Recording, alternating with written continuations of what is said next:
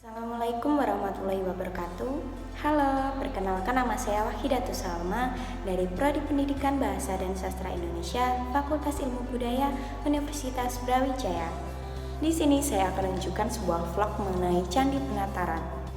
Vlog ini merupakan penugasan akhir dari mata kuliah Manusia dan Kebudayaan Indonesia yang diampu oleh Bapak Warsiman.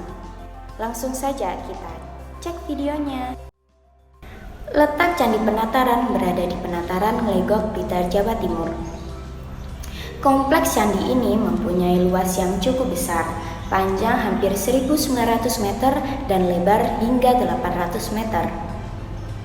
Candi Penataran dibangun oleh raja dari Kerajaan Kediri, yaitu Raja Srengga pada tahun 1194 Masehi. Raja Srengga berkuasa di Kerajaan Kediri pada tahun 1190 sampai 1200 Masehi. Pembangunan Candi Penataran ini berfungsi sebagai tempat persembahyangan umat Hindu yang merupakan agama mayoritas. Corak dari bangunan awal candi ini adalah beraliran Hindu Siwaitis. Kemudian pada tahun 1286 Masehi dibangun Candi Naga di dalam kompleks Candi Penataran. Pada Candi Naga terlihat relief 9 orang yang menyangga naga. Naga sendiri merupakan lambang Candra Sengkala atau tahun 1208 Saka. Candi Penataran tidak hanya dibangun pada masa Kerajaan Kediri, namun diteruskan pada masa pemerintahan Jayanegara, Tribuana Tunggadewi, dan Hayam Wuruk dari Kerajaan Majapahit. Dengan demikian, fungsi Candi Megah ini tidak hanya terhenti pada masa satu kejayaan kerajaan, namun juga digunakan untuk kerajaan-kerajaan besar berikutnya yakni Singosari maupun Majapahit. Awalnya Candi Penataran ini bernama Candi Palah. Hal ini sesuai dengan prasasti Palah yang ada di bagian belakang candi. Candi ini sebagai wujud bahagia Raja Srengga karena terlepas dari bencana yang memusnahkan 4 penjuru. Selanjutnya saya akan menjelaskan mengenai fungsi candi pada awal pembangunan. Awal pembangunan candi ini difungsikan sebagai bangunan suci untuk pemujaan agama Hindu.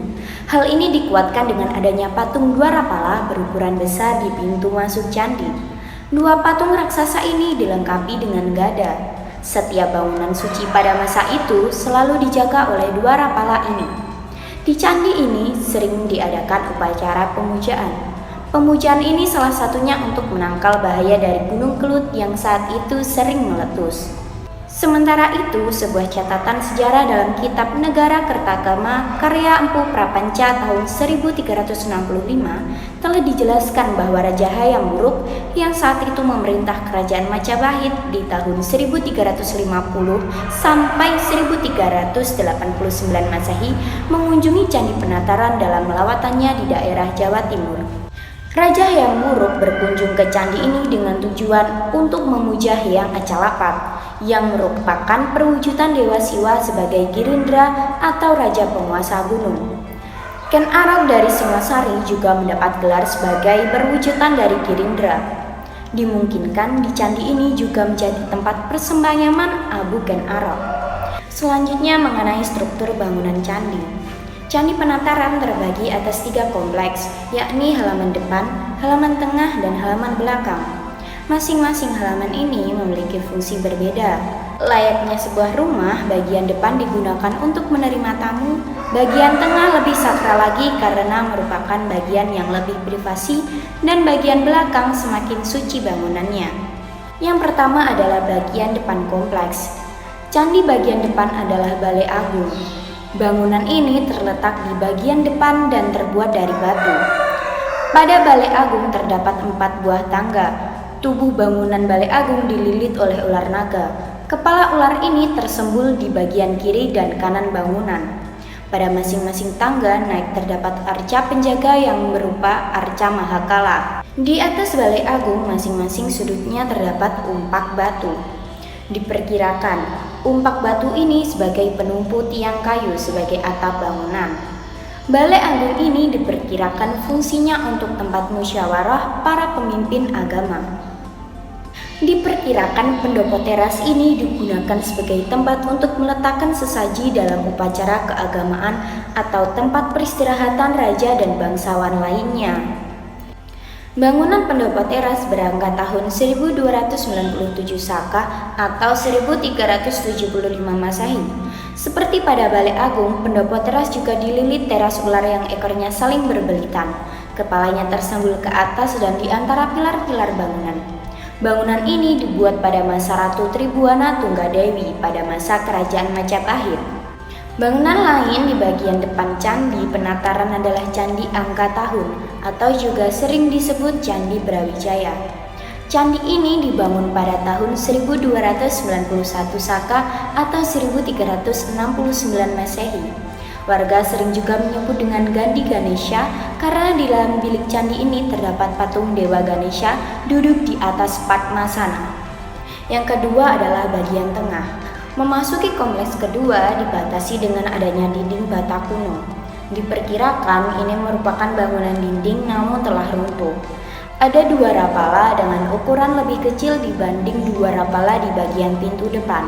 Pada bagian dalam halaman tengah ini terdapat Candi Naga. Candi ini hanya tersisa bagian kaki dan badan saja. Disebut Candi Naga karena sekeliling bangunan tubuh candi dililit naga yang disangga 9 tokoh. Tokoh-tokoh ini memakai pakaian megah seolah sebagai batara dari kayangan. Gambar naga disangga 9 orang ini mengisyaratkan sebuah candra sengkala, naga muluk sinangga jalma, yang berarti angka tahun 1208 Saka atau 1286 Masehi.